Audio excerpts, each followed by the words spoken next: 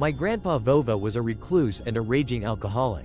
He didn't look for drinking buddies. He just bought booze at the nearest store and returned to his lonely apartment to spend another drunken day, losing track of the hours and days in a pungent haze. He didn't accumulate utility debts.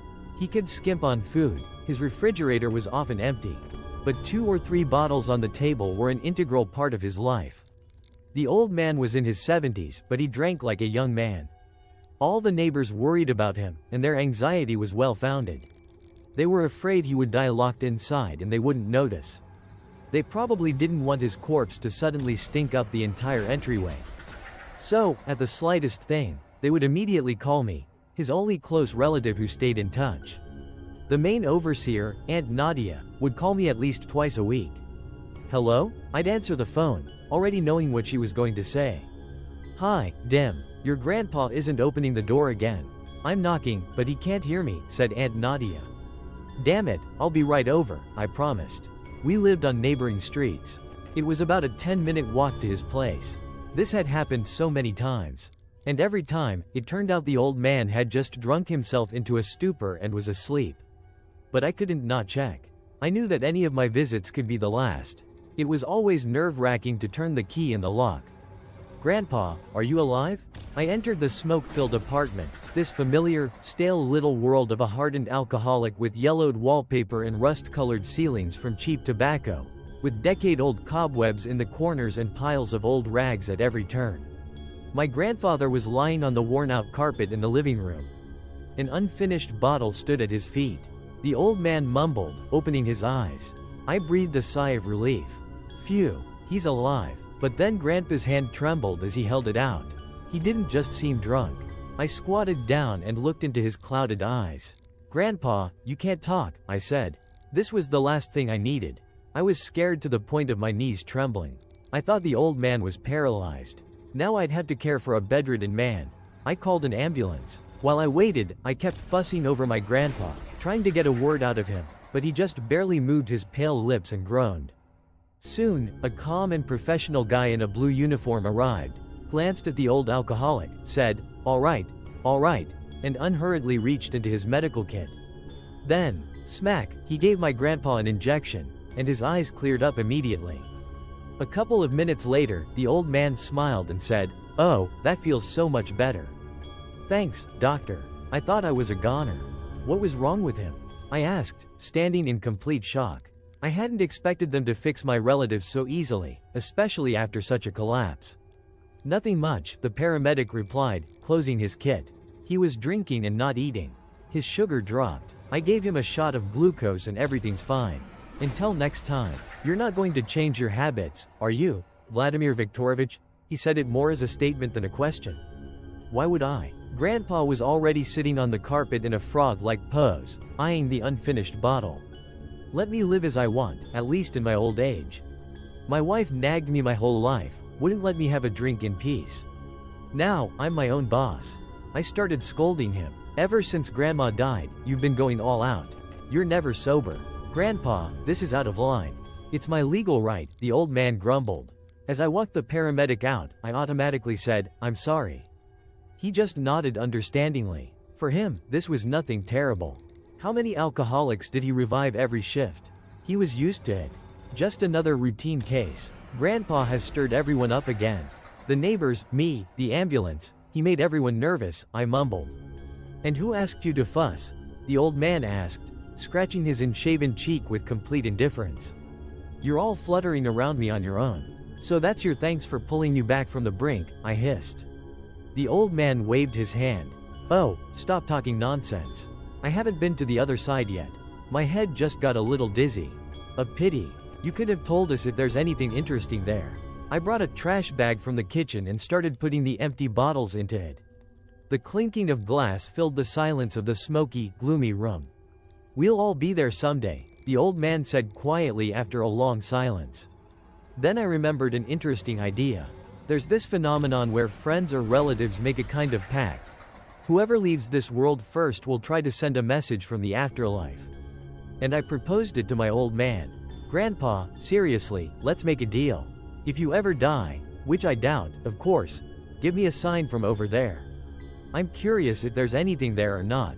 Grandpa Vova immediately agreed. All right, you'll get a sign in the form of a slap on the back of the head. I'm going to buy you something to eat, I said. And you, no more drinking today. Okay? Buy me some sausages, Grandpa demanded. The cheapest ones. Don't get the expensive kind. He was such a Scrooge that he even saved my money. A truly amazing guy. I knew his time would come someday. He couldn't keep carrying on locked up forever. But it seemed like it wouldn't happen in the next month, or even this year, but sometime later, in some distant future. And then, a couple of weeks later, I had a nightmare. It was so realistic that I jolted awake. Though you couldn't even call it a dream. Just a momentary vision, a flash of terror. For a moment, I saw my grandfather's frightened face. He looked at me with wide open eyes and screamed, "Dimka, Dimka." His voice was full of despair. I woke up trembling and sat up in bed. It was terrifying. My heart was pounding like crazy. After that, a bad feeling wouldn't leave me. I wanted to go check on Grandpa, but he didn't like people coming over without a reason. So I just waited for the neighbor to get worried again. My anxiety grew with each passing hour. I thought if something happened, Aunt Nadia would be the first to know. She didn't call, so I decided to call her myself. "Hello?" the woman answered. "Hello, Aunt Nadia," I began awkwardly. "I haven't heard anything about my grandpa for a while. Have you dropped by his place?" "I haven't," she replied. "When was the last time you were there?" "He hasn't been seen for a while. I got caught up in my own things and forgot about him." A chill went down my spine. I hung up the phone and ran to the next street. Aunt Nadia was already standing by the building. There was anxiety on her face. I quickly went up to the second floor and, with a heart of stone, turned the key in the lock. The apartment reeked of tobacco, but it was a stale smell, not fresh smoke. Beyond the threshold, there was complete, oppressive, unfamiliar silence. Feeling like I was floating, I walked into the living room and froze in the doorway. Grandpa. The old man was lying on his back with his mouth open. His skin was as gray as cigarette ash. Life had completely left his body. "Well, what about him?" the neighbor asked impatiently from the entryway. "He's dead," I answered, not believing it myself. "What do you mean, dead?" Aunt Nadia's voice changed. "He's really dead?" My grandfather, who seemed indestructible, had passed on to the next world. What kind of life did he have? He sat within four walls, didn't even read books, watch TV, or listen to the radio. He just drowned himself in cheap vodka to forget. What did he even think about? Maybe he was just passing the time, waiting for his lonely, alcohol-soaked life to finally end. The medics later said that Grandpa had been dead for 2 days. It was strange that there was no smell at all.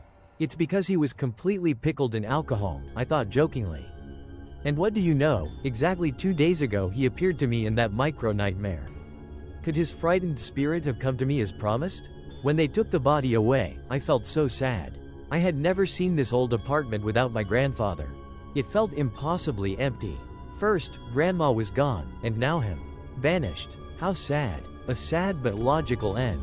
"Oh, Vovka, he drank his whole life away," the neighbor sighed, and then asked, "Are you the heir to the apartment?"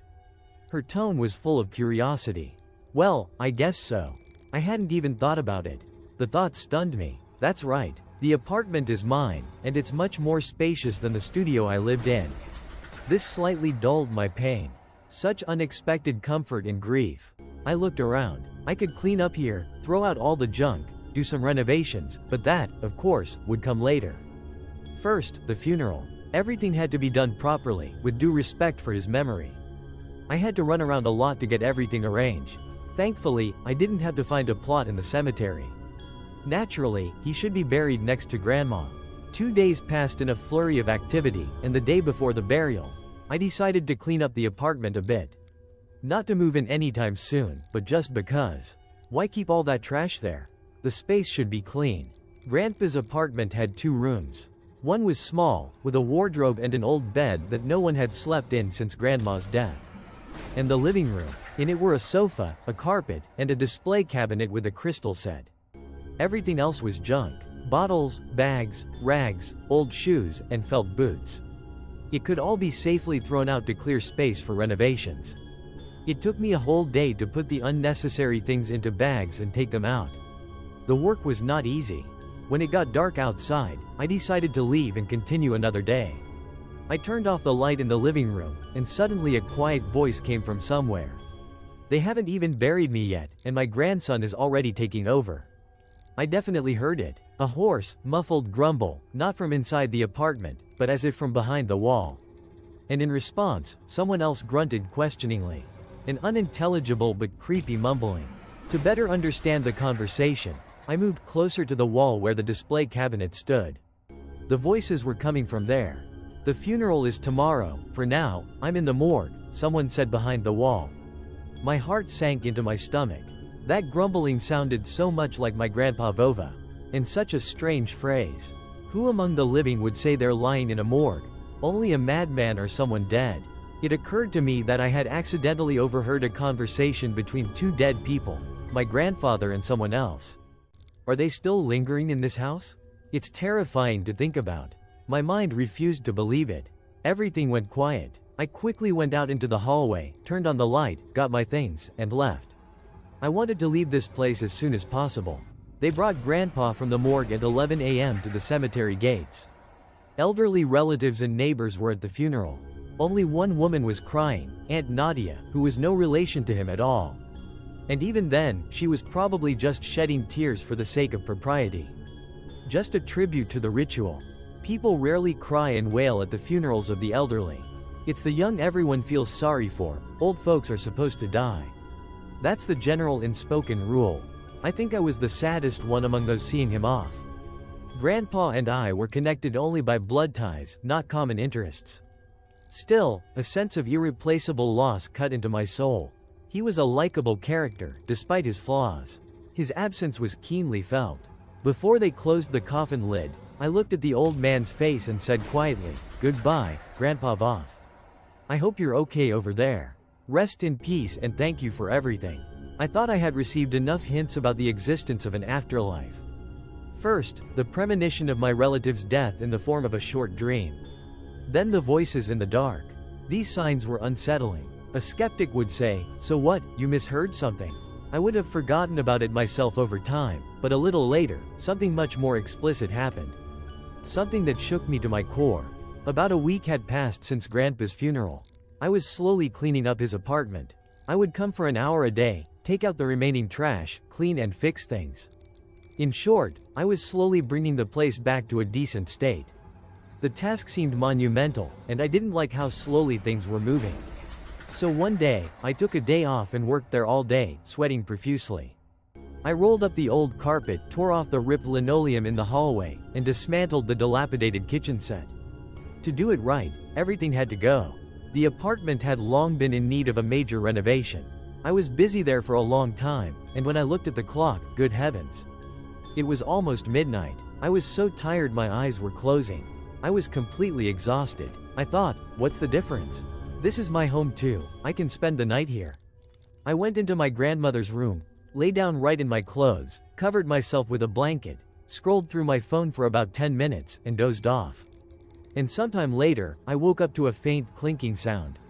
It was the crystal set in the living room cabinet trembling, as if someone was shaking the cabinet. The sound was faint but distinct. I wasn't scared out of my wits, rather, I felt a mixture of creepiness and curiosity. A strange combination of emotions. "Grandpa, this is another one of your signs." I get it.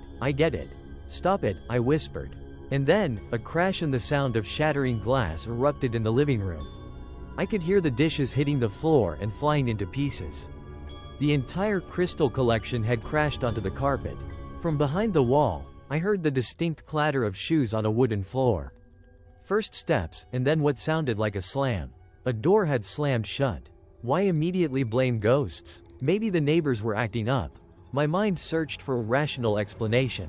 I brought a broom, swept a path, and walked over to the display cabinet. Something subtle but insistent told me I had to move it. And when I did, I saw a deep hole behind it, a huge gaping hole the size of my palm. Ah, so that's what it is, I thought. All this time, there was a window to the next apartment hidden here. The cabinet must have been placed specifically to cover it. And who would have thought to do such a thing? The thought of someone else's presence in this apartment sent a slight shiver down my spine.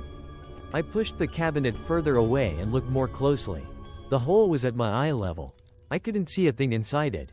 Absolute, impenetrable blackness. Hey! I shouted and heard a booming echo, as if from a deep well or a completely empty, enclosed space. No one answered, only an eerie silence. Then I turned on my phone's flashlight and shone it into the darkness. On the other side of the hole was a completely empty room with dark gray walls that looked like they were stained with soot, and a wooden floor.